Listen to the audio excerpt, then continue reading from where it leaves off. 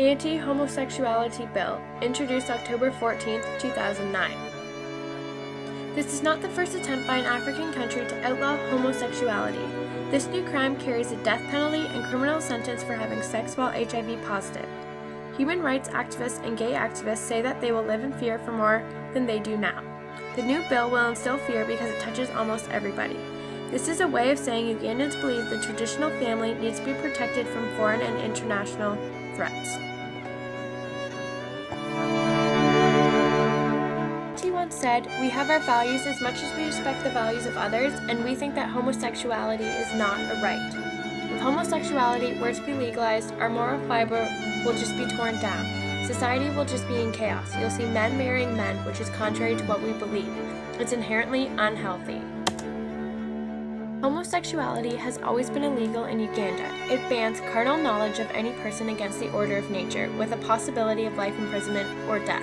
However, at the moment, arrests are uncommon and prosecutions are almost non-existent, largely because the standard of proof requires authorities to catch offenders in the act.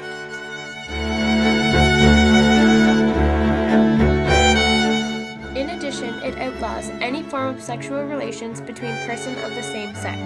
The proposed bill criminalizes attempted homosexuality, the aiding and abetting of homosexuality, and the promotion of homosexuality. Each of these carry a possible prison sentence of 7 years. The failure to disclosure an offense is punishable by fine or prison sentence of 3 years, and anyone with the knowledge of this crime must report to the authorities within 24 hours. The legislation has created a new offense, aggravated homosexuality, which is punishable by death. Few in the gay community get tested for HIV/AIDS regularly. While struggling with their own identity in the face of immense social backlash, planned safe sex is a luxury. Before the bill was proposed, 3 gay activists were arrested in 2008 for trying to attend and distribute materials to practice safe sex. The government claims they do not have enough money to treat HIV/AIDS among homosexuals. Homosexuality has become such an explosive issue because of the erosion of the nuclear family, the influx on global culture, and the epidemic of HIV/AIDS. HIV/AIDS is most powerful in Africa. The destruction hits hardest on those most discriminated against: women, the poor, and homosexuals. HIV/AIDS education is most denied to homosexuals. This is because Africans deny that homosexuality exists within African countries. This idea has been sewn into African beliefs since colonial times.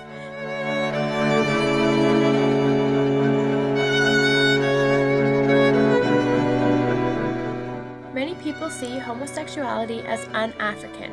It is un-African to deny homosexuals their rights.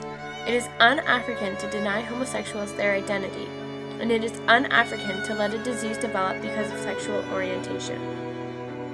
Separately from the anti-homosexuality bill, the HIV and AIDS Prevention and Control Bill mandates compulsory testing for drug users and sex workers that are already 2 marginalized groups. This bill expresses concerns that the proposed law only strengthens penalties towards homosexual people. This is adding to a repressive criminal law in Uganda. These outrageous laws are making it difficult for organizations to conduct effective programs within communities. This bill, unfortunately, is full of ineffective approaches that violate human rights and will set us back in our efforts to fight the AIDS epidemic and expand HIV programs nationwide. My fear is that mandatory testing and disclosure will lead to prosecution and violence instead of treatment and care.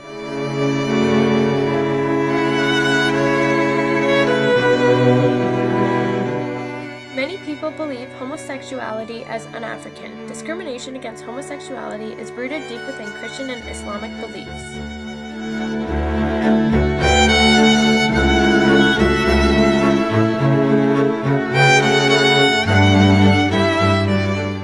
Activists of all sorts hope that the community can condemn the bill, that the parliament will back down. Around 40% of the government's budget comes from international donors, such as the United States and Europe. The Ugandan parliament would have to review all international treaties as it signed and render the conflicts with the new bill. This would include conventions such as the United Nations Declaration of Human Rights. This could perhaps spark an international uproar.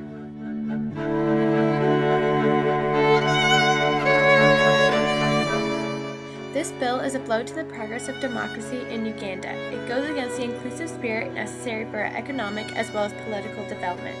Its spirit is profoundly undemocratic and un-African.